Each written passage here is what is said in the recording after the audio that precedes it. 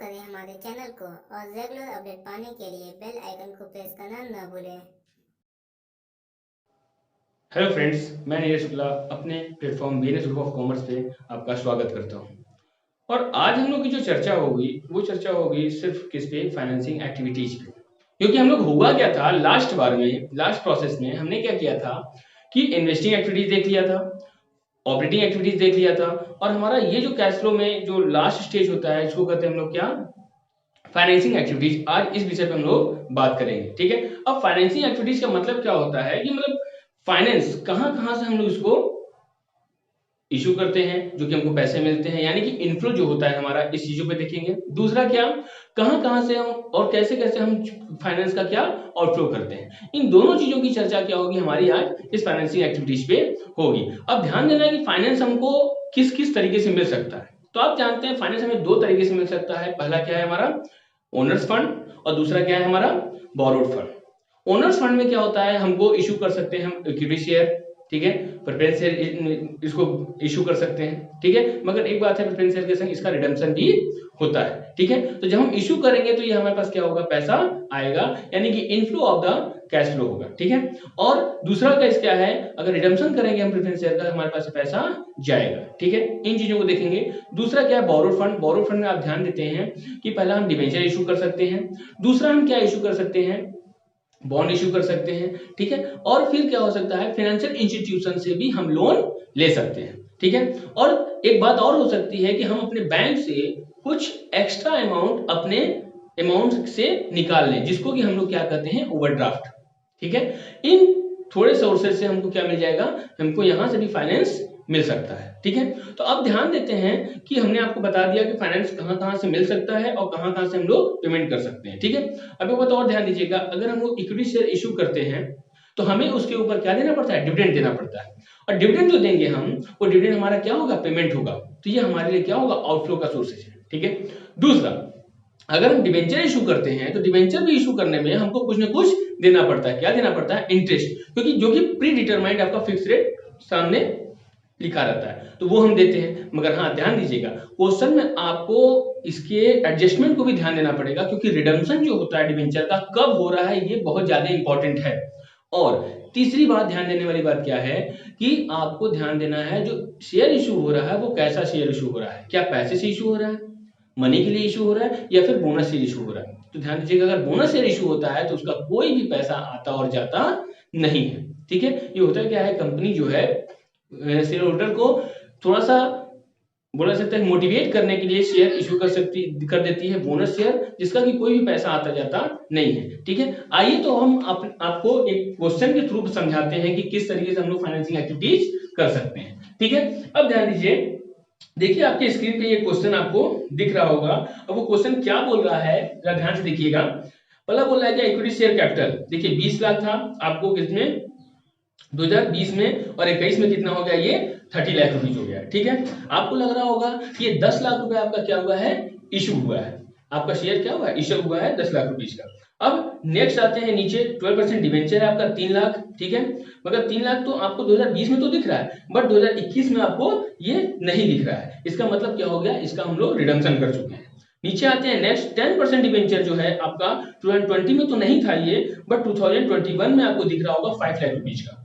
इसका मतलब क्या हुआ है कि हमने यहाँ पे क्या किया है, इशू ऑफ द डिवेंचर किया हमने। ठीक, अब क्या बोल रहे हैं हम लोग, नीचे आते हैं ओवरड्राफ्ट को देखते हैं। ओवरड्राफ्ट आपका क्या था, 2020 में था 1 लाख रुपीज, और आपका 2021 में कितना था, 80,000 रुपीज का था। यानी कि यहाँ पे हम लोग क्या किए हैं, रिडीम किए हैं, बोनस शेयर जो ओवरड्राफ्ट का था उसको हम लोग पेमेंट किए हैं। हमने क्या बोला था, ऊपर देखिए इक्विटी शेयर हम लोग 20 लाख का था, और 30 लाख रुपीज हम लोग दे रहे थे 21 में, बट उसके लिए कुछ एडजस्टमेंट दिया, उसको हम लोग नीचे देखते हैं। एडजस्टमेंट क्या बोला जाएगा, ध्यान से देखिएगा।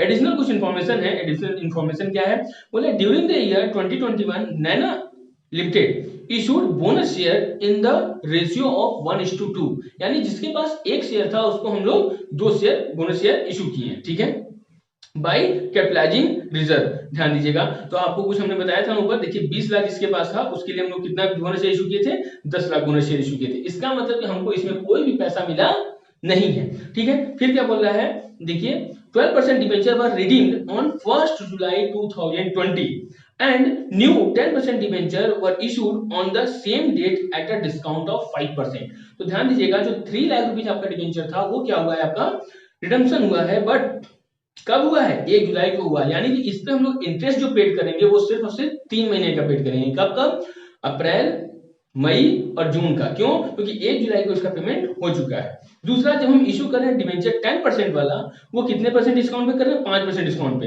यानी जो 5 लाख रुपीज है उसमें से हम 5% अगर इसका निकालते हैं तो सिर्फ और सिर्फ 25,000 आता है।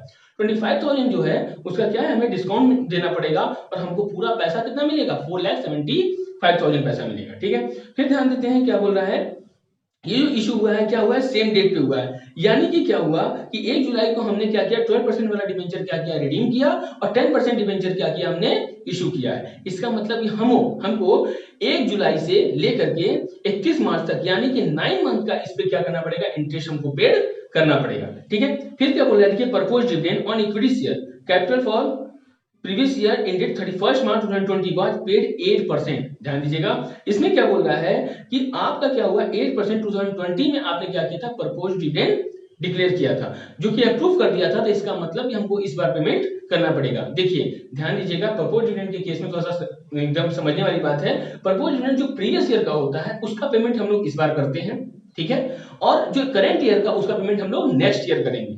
ठीक है, इस बात को एकदम अच्छे तरीके से समझ लीजिएगा। ठीक, क्योंकि अगर हम लोग ऑपरेटिंग करते थे तो क्या करते थे, प्रॉफिट बिफोर आपका जो था टैक्स जो निकालते थे उसमें हम लोग क्या करते थे, प्रीवियस ईयर का क्या करते थे, ऐड करते थे। क्लियर है, क्योंकि वो वहां का पार्ट नहीं था, वो पार्ट कहां का था, आपका फाइनेंसिंग का पार्ट था। क्लियर है, अब हम लोग बात करते हैं, नीचे आते देखते हैं, इंटरेस्ट जो है आपने पेड किया, किस पे, ओवरड्राफ्ट पे पेड किया है, वो कितना क्या है, 10,000। ये भी आपका क्या हुआ है, कैश आउटफ्लो हुआ है। ठीक है, उम्मीद करते हैं आपको पूरा क्वेश्चन समझ में आ गया। अब हम इसको सॉल्व करते हैं, आइए देखते हैं।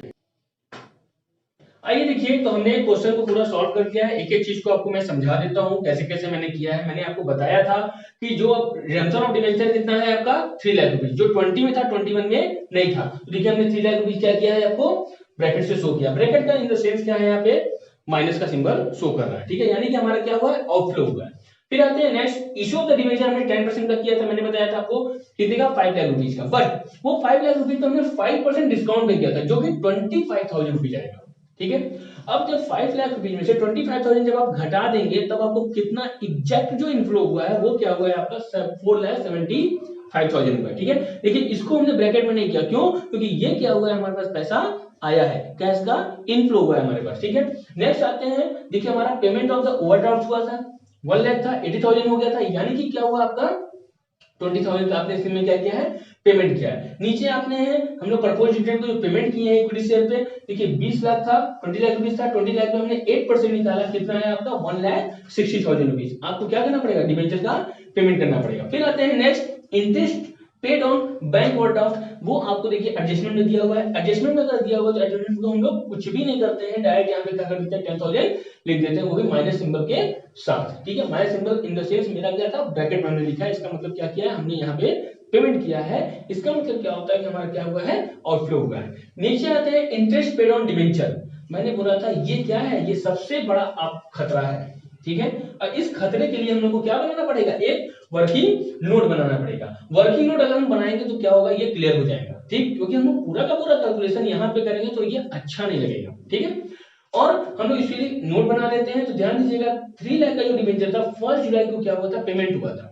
तो 1 जुलाई से लेके देखा जाए, हमने बताया है आपको, अप्रैल का, मई का, जून का, 3 महीने का आप क्या करेंगे, इस पे इंटरेस्ट देंगे। तो देखिए 3 लाख इंटू 12/100, क्योंकि 12% था, ये 3/12 करेंगे तो हमारा कितना आएगा, कैलकुलेशन 9,000 रुपीज आएगा। फिर आते हैं जब 5 लाख जो हम लोग उसी सेम डेट पे इशू किए थे, कितने परसेंट का, 10% का, तो इस पे हम लोग 10% देंगे। 10% देंगे तो क्या हो जाएगा, 5 लाख रुपीज इंटू 10/100 हो जाएगा। ठीक, दूसरा ये कब से स्टार्ट हुआ है, 9 जुलाई से स्टार्ट हुआ है। ठीक है, तो जुलाई, अगस्त, सितंबर, अक्टूबर, नवंबर, दिसंबर, जनवरी, फरवरी, मार्च, यानी 31 मार्च तक हम इसका इंटरेस्ट का पेमेंट करेंगे। तो 9 मंथ का हम इंटरेस्ट का पेमेंट करेंगे, कितना करेंगे, 37,500।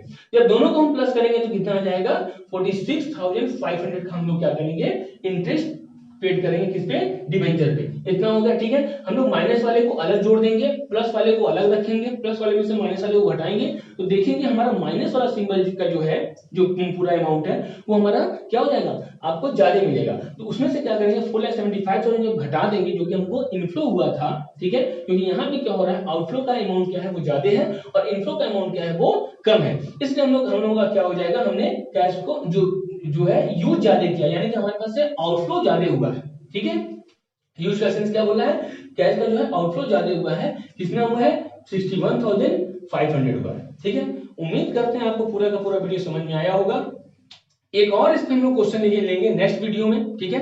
और अपने दोस्तों के संग आप इसको शेयर कीजिए, क्योंकि कितना इजी तरीके से आपको देखना कैश फ्लो आपको समझ में आ जा रहा है। और ध्यान दीजिएगा, जितना आप शेयर करेंगे उतना हमको मोटिवेट होगा। आप लाइक करिए, सब्सक्राइब करिए, क्योंकि जितना जल्दी हम लोग एक दूसरे से जुड़ेंगे, आपके दोस्तों के संग भी जुड़ेंगे, ताकि हमारा क्या होगा और ज्यादा एक से एक हम आपको ट्रिक देंगे, एक से एक चीजों को समझाएंगे, वो भी इजी तरीके से समझाएंगे, ठीक है।